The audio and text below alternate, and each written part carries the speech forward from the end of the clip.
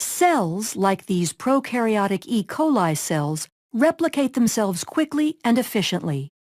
Part of the process of asexual reproduction is the ability of cells to make identical copies of their DNA before cell division occurs. Prokaryotic cells that reproduce by binary fission rely on the fast, accurate process of DNA replication to ensure future generations of cells will have the same genetic instructions as the parent cell. The structure of DNA aids in the speed and accuracy of replication. Double-stranded DNA is a polymer of two strands of nucleotides which are hydrogen bonded to each other to form a double helix. Nucleotides are molecules that consist of a deoxyribose sugar, a phosphate, and one of 4 nitrogenous bases. The phosphodiester backbones consist of alternating sugar and phosphate groups. The nitrogenous bases include cytosine, thymine, adenine, and guanine. Cytosine forms 3 hydrogen bonds with guanine, and thymine forms bonds with adenine. This is referred to as complementary base pairing. The double helix will have one strand oriented in a 5' to 3' direction relative to the hydroxyl group of the deoxyribose sugar, and the other strand oriented in a 3' to 5' direction. This shows the anti-parallel nature of the DNA strands. The complementary base pairing in the structure of DNA allows replication to be executed in a semi-conservative manner.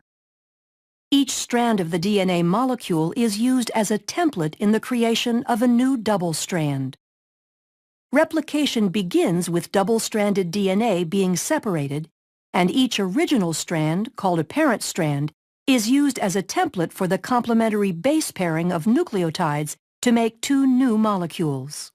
DNA replication occurs in the 5' to 3' direction, adding new nucleotides to the 3' end of the newly forming strand. DNA replication will begin at a specific area of the molecule called the origin of replication. The origin of replication denotes the area of active replication called the replication fork. In order to understand how complex eukaryotic organisms replicate DNA, scientists first studied replication in prokaryotic models like E. coli. A number of enzymes are needed for replication to proceed once the replication fork is established. Helicase separates the strands of the double helix, and single-stranded binding proteins stabilize the newly single-stranded regions. DNA gyrase is used to make sure the double-stranded areas outside of the replication fork do not supercoil. Once the replication fork is stable, DNA polymerase catalyzes the addition of new nucleotides to the growing daughter strand. Other proteins, such as beta clamps and the clamp loader, help hold the DNA polymerase in place on the DNA. Short sequences of RNA, called primers, have to be paired to the template strands by the enzyme primase because DNA polymerase cannot begin to add nucleotides without a primer. Replication of both strands occurs at the same time, one using continuous synthesis and the other discontinuous.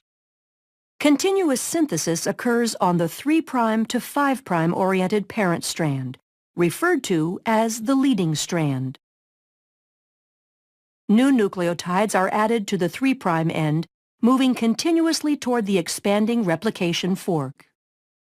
Discontinuous synthesis occurs on the parent strand that is oriented 5' to 3', called the lagging strand, and is completed in segments called Okazaki fragments. Replication on this strand uses primase to add primers ahead of the 5' end of the lagging strand. DNA polymerase III then adds short sequences of nucleotides, the Okazaki fragments, to the primer, filling in the gap. As the helix is opened further, this process repeats until the entire strand is replicated.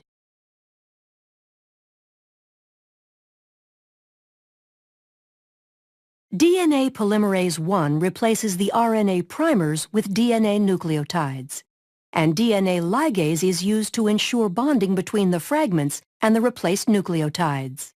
Once both the leading and lagging strands have completed their replication, two identical copies of the DNA molecule result. The process of DNA replication allows actively dividing bacterial cells to make sure all daughter cells have the same genetic instructions as the parent cell, allowing them to function in the same manner. Thus, bacterial populations can grow, increasing the number of individuals in a colony.